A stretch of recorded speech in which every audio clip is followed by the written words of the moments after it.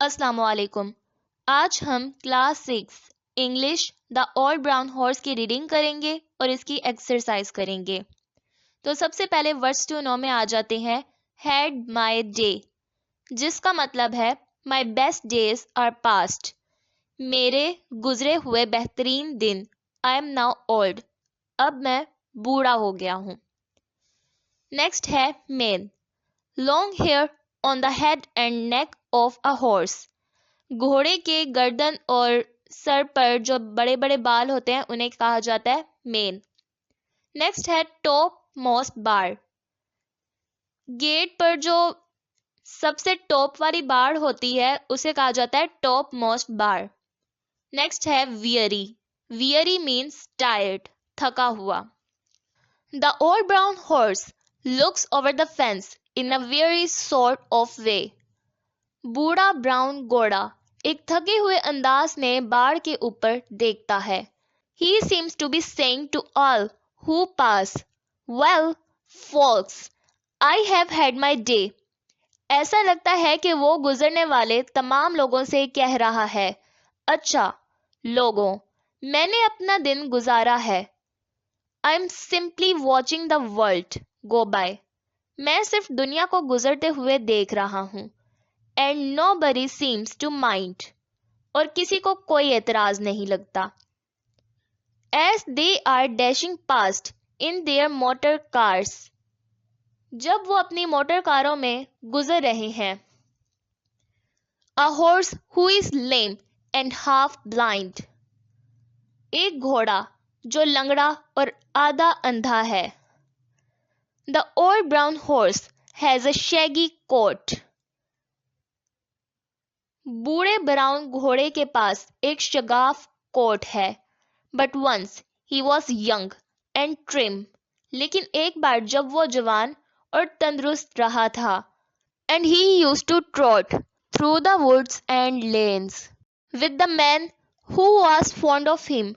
और वो इस आदमी के साथ जो इसका दिल दादा था, जंगलों और लैनों में से गुजरता था। But his master rides in a motor car. लेकिन इसका मास्टर एक मोटर कार में सवार होता है। And it makes him feel quite sad. और इससे इसे काफी दुख होता है। When he thinks of the days that used to be. जब वो इन दिनों के बारे में सोचता है जो पहले थे। And of all the times they had. और इन तमाम औकात के बारे में जो इनके पास थे। Sometimes a friendly soul will stop. कभी कभी एक दोस्ताना रूह रुक जाएगी।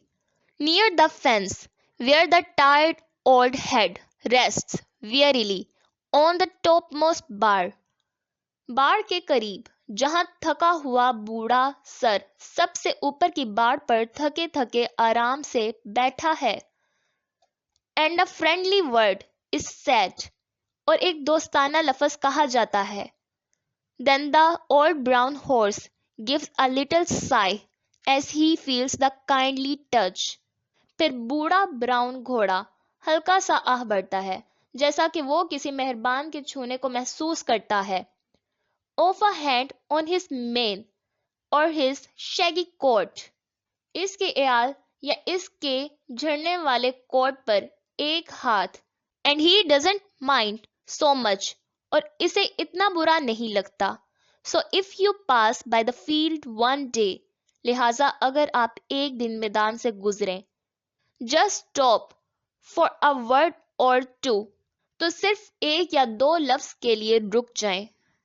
With the old brown horse who was once as young and as full of life as you. बूढ़े ब्राउन घोड़े के साथ जो कभी जवान और आपकी तरह जिंदगी से भरपूर था। He will love the touch of your soft young hand. वो आपके नर्म जवान हाथ का छूना पसंद करेगा। And I know he will seem to say.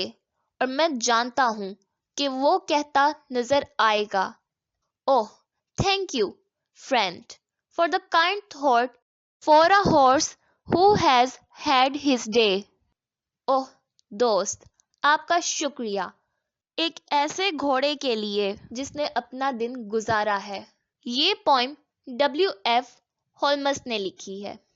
Next इसकी एक्सरसाइज है आंसर द फॉलोइंग क्वेश्चंस, जिसमें पहला क्वेश्चन है what do we learn about the horse from his appearance and behaviour, जिसका आंसर है we learn that the horse is very old, shaggy, not very well cared for, and a bit sad, but the horse responds to human touch. Question number 2 है what does the poet ask the reader to do, जिसका answer है stop for a word or two and touch him softly. Question number C है when does the horse feel that life now is not so bad, जिसका answer है the horse feels good when a passerby strokes its mane and shaggy coat. Next है these questions are more difficult. Discuss them first. D है why is the horse no longer used for riding?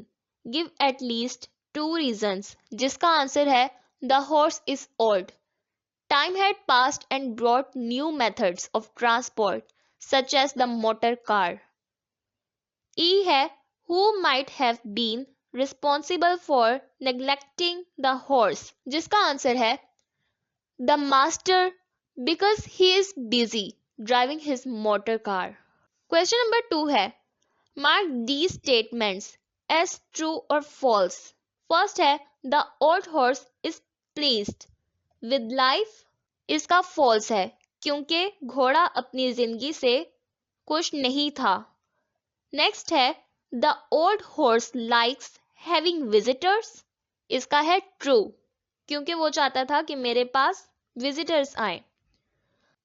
सी है people who drive past are interested in horse, क्या जो लोग थे जो horse के पास से गुजर रहे थे उन्हें हॉर्स में दिलचस्पी थी? फॉल्स क्योंकि वो अपनी लाइफ में बिजी थे. डी है The horse does not like being touched, जिसका आंसर है false. घोड़ा चाहता था कि उसे छुएं. Question number 4 है Do you think there is a rhyming pattern in the poem? What is it? Rhyming pattern है A B C D D E F E. Question number 5 है Which words and expressions tell us that the poet cares about the horse, जिसका answer है the poet makes the horse sound pitiable and resigned to its fate through these words expressions. I am simply watching. Nobody seems to mind.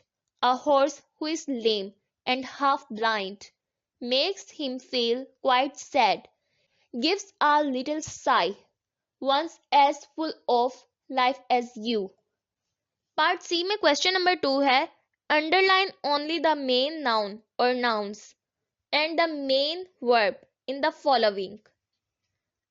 A है the boy walked along briskly, जिसमें boy underline होगा और walked underline होगा.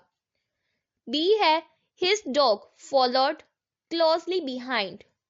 Dog और followed ये दोनों underline होंगे. C है the long electric train crashed into the back of a goods train. इसमें train और crashed दोनों अंडरलाइन होंगे. D है Saima and Alina are playing in the garden. Saima, Alina are और playing ये चारों अंडरलाइन होंगे. E है we heard them crying. We और heard अंडरलाइन होंगे. F है the elephant has large ears, जिसमें elephant और has अंडरलाइन होंगे. G है Parvez and Shahid live in Multan, जिसमें परवेज और शाहिद और live ये तीनों अंडरलाइन होंगे.